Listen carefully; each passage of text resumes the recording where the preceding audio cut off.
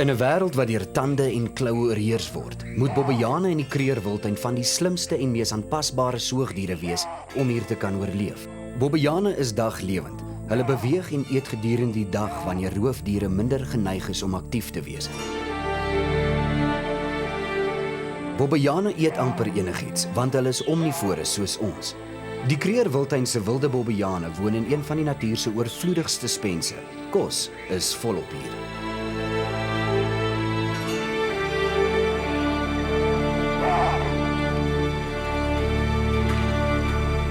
Het is moeilik om te bepaal wanneer die grens oorskry word tussen mens en dier. In 'n gebied wat juis aan hulle behoort. Ons kom hierheen om hulle natuurlike habitat te sien, te waardeer. Maar hoe behou 'n mens daardie delikate afstand? Hoe vermy 'n mens daardie onverwendbare konflik wanneer twee wêrelde mekaar ontmoet? So much for the animal-proof garbage can. Ongelukkig het die wildtuin se bobbejane onlangs onder skoot gekom. Baie besoekers kla dat hulle ruskampe aanhoudend plunder en piknikplekke aggressief beset.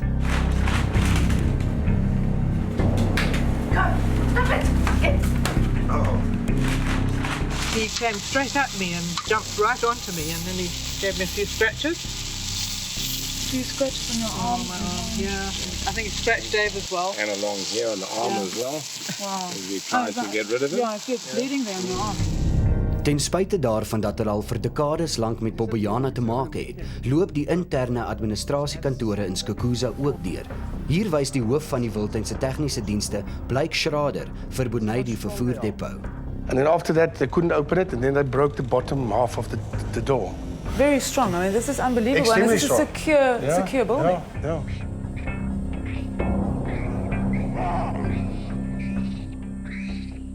Do we understand baboon behavior? Is it really as simple as we make it out to be? You can imagine if it's really easy for you to walk just a block from your house every day to a McDonald's and go get the cheap food there, doesn't cost you much effort, you're going to go there every day. Now, this is exactly the same with the baboon. If he realizes there's easy food to get here or at a particular place, he's going to exploit that. So one of the challenges that you then have is they realize it's an easy resource, but they soon also realize that humans are perhaps not as aggressive in defending it. So very often they actually lose their fear of humans, and then they may even go over into quite aggressive ways of trying to obtain resources. Now that is just normal baboon behavior. When I look at this fence, it is impressive, but they still get in. Yes, they do, Bonne. This is electrified fence and they still come in. As daar iemand is wat die omvang van die bobbejaan-probleem in die wildtuin ken, is dit Lucy Nslapo, algemene bestuurder van die wildtuin se suidelike streek. Sy's vinnig om uit te wys net hoe slim bobbejane is. But what the alpha male does, you see there at the corner, those little black things, and he would then hold one and jump inside, and every other baboon that follows does the same, and they are all in. Lucy, look at this. This is not acceptable. This is not safe for visitors to be here. Bonne, it is really not acceptable. But what do you do? I mean, as you can see, the cupboard is wide open. The food was left here, obviously.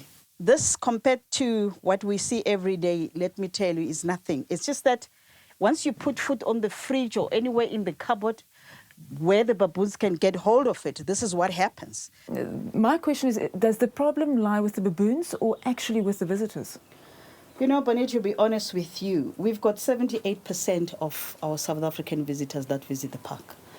And South Africans would always, you know, they have the ownership of the park, you know, and saying, you know, this is our park. It's also my park, hence I'm here looking after it. However, I really would like to see South Africans taking full responsibility of their actions. For an example, storing food here, it's out because baboons will come here. They have to play a certain role to ensure that they help us to ensure that this does not happen. Terwyl dit duidelik is dat wildtuinbesoekers tot die bobbejaan-probleem bygedra het lede van die publiek gekla oor vuilgoedblikke wat op onlangse wildtuinbesoeke oorgeloop het en vir bobbejane maklike toegang tot kos verskaf het.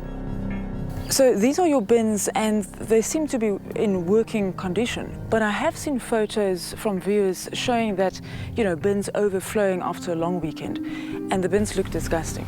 And surely that's SANParks' responsibility.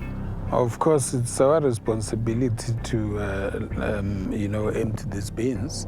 We empty these bins every day in order to make sure that every day there is space in the bin for people to use. Now, the picture you're referring to, I do not know when it was taken and where, but probably on a busy day, like in one of our peak times, you may possibly have that because you can fill up this dustbin, within an hour or so. Terug in Skukuza het al die stukkies van die legkaart uiteindelik vir Bonne in plek geval. Ja, besoekers wat bobbejane voer en nie bewus is van die langtermyn gevolge nie, speel 'n rol. Maar dis al 'n probleem vir so lank as wat besoekers na die Kruger wildtuin toe kom. En die opswaai en aggressie van die bobbejane het nou sin gemaak. Previously, about 2 years ago, on a much smaller scale, we used to have this operation on each of the smaller camps, which means that there was a food source for baboons. Whatever we didn't recycle on that specific day, baboons could get access to. Right.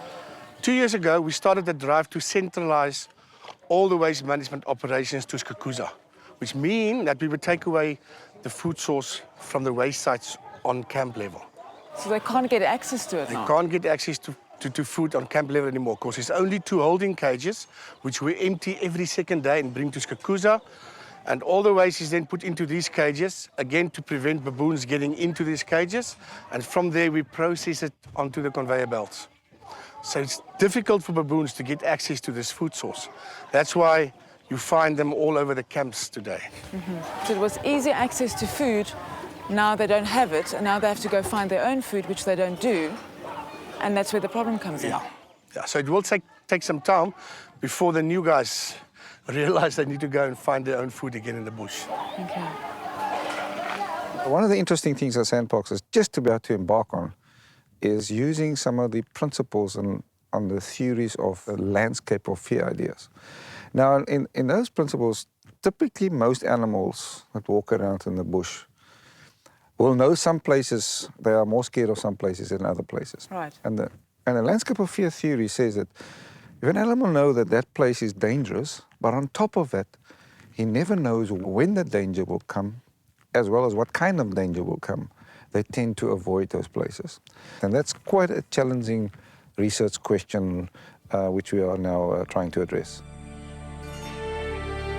Bobbejane verdien om bewonder te word, weens hulle aanpasbaarheid om in 'n meedoenglose omgewing te oorleef.